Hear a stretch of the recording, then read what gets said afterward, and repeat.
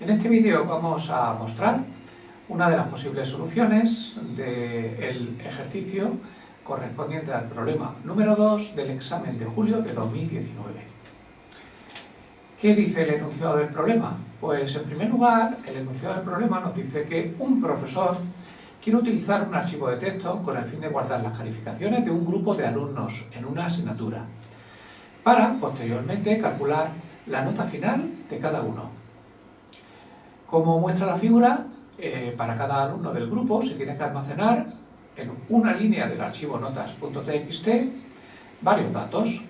En primer lugar, el número de matrícula, a continuación la nota de la autoevaluación, también llamada AE, en tercer lugar la nota de la prueba de evaluación continua, también llamada PEC, y finalmente la nota del examen de enero. Esto lo tendremos que repetir para cada uno de los alumnos del grupo, que en principio no sabemos cuántos son. Perfecto. ¿Qué nos piden en concreto? Pues nos piden, en primer lugar, desarrollar una función main que nos pida, como usuarios, introducir por teclado el número total de alumnos. Durante la ejecución del programa, el programa se detiene y nos va pidiendo ese dato. Y a continuación, para cada uno de esos n alumnos, tendrá que recoger también por teclado el número de matrícula y las notas de la autoevaluación, la prueba de evaluación continua y el examen de enero de cada uno de los alumnos del grupo. Conforme se vayan introduciendo, los datos de cada alumno se tendrán que almacenar en el formato que vimos anteriormente en un archivo de texto llamado notas.txt, con el formato ya indicado. Es decir, para cada alumno una línea de texto y los datos de cada alumno separados al menos un espacio en blanco entre ellos, para luego facilitar la lectura. Además, el enunciado del problema nos pide una segunda cosa. En este caso, una función listado, que una vez introducidos los datos en el archivo, lea los datos del archivo cuyo nombre se dé como parámetro y los muestre tabulados por pantalla, añadiendo dos columnas adicionales, con la nota ponderada y la nota final de cada alumno. Vamos a ver un ejemplo de cómo debería de visualizarse. La salida por pantalla es algo parecido, en apariencia, pues el mismo formato que el archivo de texto. Se añade una cabecera indicando qué significa el dato de cada columna. Las 4 primeras columnas son los datos almacenados en el archivo y lo que es distinto es la columna quinta y sexta, la penúltima y la última. En la penúltima se muestra una nota que se llama la nota ponderada. Aparece ahí en amarillo y ahora explicaremos cómo se calcula. Y la última columna muestra la nota final del alumno. También aparece ahí en amarillo y ahora también indicaremos cómo se calcula. En concreto, ¿cómo se calcula la nota ponderada? Pues va a depender de las otras 3 notas. Si la nota del examen de enero es menor que 4, entonces la nota ponderada directamente es esta nota, la nota del examen de enero. Ahora bien, en caso contrario, si la nota del examen de enero no es menor que 4, es mayor o igual que 4, entonces la nota ponderada se calcula mediante una expresión que depende de la nota de la autoevaluación, multiplicada por 0,15, la nota de la PEC, multiplicada por 0,25, y la nota del examen de enero, multiplicado por 0,6. ¿Cómo calculamos la nota final? Pues la nota final es la nota mayor entre la ponderada y la de enero. Si el archivo estuviera vacío, no debería mostrar ningún dato. Y, por supuesto, para poder ejecutar la función listado, tendremos que modificar la función main para que realice una llamada a esta rutina, a la función listado. Bien, ¿cuáles son los siguientes pasos que vamos a dar? Pues vamos a diseñar el algoritmo de las funciones, la función main en primer lugar y luego la función listado. Luego codificaremos tanto la función main como la función listado, dando lugar a un programa fuente en C. Luego compilaremos este programa fuente y generaremos el programa ejecutable. Y finalmente haremos la ejecución de este programa ejecutable y verificaremos el correcto funcionamiento del programa. Empecemos por el desarrollo de la solución con el algoritmo de la función principal. Bien, el algoritmo de la función principal se iniciaría introduciendo el número de alumnos por teclado A continuación, como vamos a ir introduciendo datos por teclado y esos datos los vamos a ir almacenando conforme los vayamos introduciendo en un archivo, pues abriremos el archivo para escritura de datos. Si no se ha abierto correctamente por algún motivo, mostraremos un mensaje de error y en caso contrario, generaremos un nuevo archivo inicialmente vacío. Ya podemos empezar a introducir datos por teclado y almacenarlos en el archivo correspondiente. ¿Cómo lo haremos?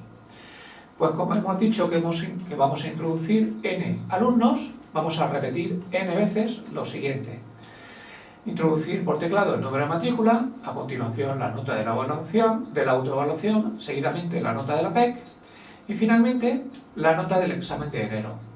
Una vez introducidos esos 4 datos, los vamos a escribir simultáneamente en el archivo, uno a continuación del otro y separados por espacios en blanco. Escribimos en el archivo la matrícula y las 3 notas. Esto lo vamos a repetir n-1 vez, porque ya hemos introducido el del primer alumno. Lo haremos primero por teclado y se irán almacenando en el archivo a continuación. Una vez introducido las notas de los n alumnos, cerramos el archivo y finalizamos el algoritmo de la función principal. Vamos a codificar la función principal siguiendo este algoritmo. Para ello, declaramos la cabecera de la función, declaramos los datos que vamos a utilizar, variables locales, el puntero a file f, en este caso 3 variables locales de tipo int para el número de matrícula, el número de alumnos n y una variable auxiliar para el bucle que nos va a facilitar la implementación del algoritmo y luego 3 variables locales de tipo double para almacenar respectivamente la nota de la autoevaluación, la PEC y el examen de enero. Perfecto. Iniciamos la implementación del algoritmo. Introducimos el número de alumnos y a continuación tratamos de abrir el archivo para escritura. El archivo se llama notas.txt. Si no lo conseguimos abrir, mostramos el mensaje de error por pantalla y en caso de que si lo consiguiéramos, pues generamos un nuevo archivo de texto inicialmente vacío. Y ahora repetimos n veces para cada alumno. Introducimos el número de matrícula, introducimos la autoevaluación, introducimos la nota de la PEC, introducimos el examen de enero y lo escribimos todo en una línea del archivo de texto separados por espacios en blanco. Cada uno con el formato de dato correspondiente. Y esto lo vamos a repetir n-1 vez. Finalizamos el proceso de introducción de datos por teclado y escritura de datos en el archivo, cerramos el archivo y finalizamos el cuerpo de la función principal. Una vez hecha la función principal, vamos con la función listado. Algoritmo de la función listado. Abrimos en este caso el archivo para lectura de datos. Si no se ha abierto correctamente, mostramos un mensaje de error. En caso contrario, lo dejamos abierto y preparado para inicializar las operaciones de lectura. Como vamos a ir leyendo del archivo y vamos a ir haciendo datos y mostrando datos por pantalla en formato de tabla, pues lo primero que hacemos es mostrar por pantalla la cabecera de la tabla. Y a continuación vamos a empezar a hacer las lecturas del archivo. No sabemos cuántas, porque no sabemos en principio cuántos alumnos hay almacenados en nuestro archivo de texto. Así que vamos a ir leyendo mientras nos queden datos. Los vamos a ir leyendo por datos del alumno. Como tenemos 4 datos, pues los leemos de manera individual y mientras que se lean 4 datos del archivo, número de matrícula, autoevaluación, PEC y examen de enero, pues vamos a ir repitiendo las siguientes operaciones. Tendremos que ir leyendo y mostrando datos por pantalla, pero antes de eso calculando la nota ponderada y la nota final. ¿Cómo lo hacemos? Pues como lo hemos indicado en el algoritmo. Si la nota del examen de enero es menor que 4, entonces la ponderada es la de enero. Y en caso contrario, calculamos la ponderada mediante la expresión que ya vimos. A continuación, si la ponderada es menor que la nota del examen de enero, la final es la de enero. Y en caso contrario, la nota final es la ponderada. Una vez tenemos todos los datos que queremos mostrar por pantalla, realizamos esta operación. Para ese alumno mostramos por pantalla el número de matrícula, la autoevaluación, PEC, enero, nota ponderada y nota final. Y esto lo vamos repitiendo, haciendo las lecturas correspondientes en el archivo, haciendo los cálculos de la nota ponderada y final y mostrando todos los datos por pantalla. Una vez terminado los datos del archivo, lo cerramos y finalizamos el algoritmo. Vamos a ver cómo se implementaría esto. En la función listado, en este caso, tenemos una cabecera con un parámetro que es el nombre del archivo con el que vamos a trabajar, S. A continuación tenemos la declaración local de las variables que vamos a emplear y tratamos de abrir el archivo para lectura en este caso. Si no lo conseguimos, mostramos un mensaje por pantalla y en caso contrario lo abrimos para dejarlo preparado para realizar operaciones de lectura. Mostramos la cabecera de la tabla por pantalla y mientras podamos ir leyendo esos 4 datos del archivo, pues vamos a ir calculando la nota ponderada en función de los datos anteriores. Si la nota de enero es menor que 4, la ponderada es igual a la de enero, y en caso contrario, la ponderada es la expresión que ya vimos anteriormente. A continuación, si la nota ponderada es menor que la de enero, la nota final se queda en la de enero, y si no, la nota final en la ponderada.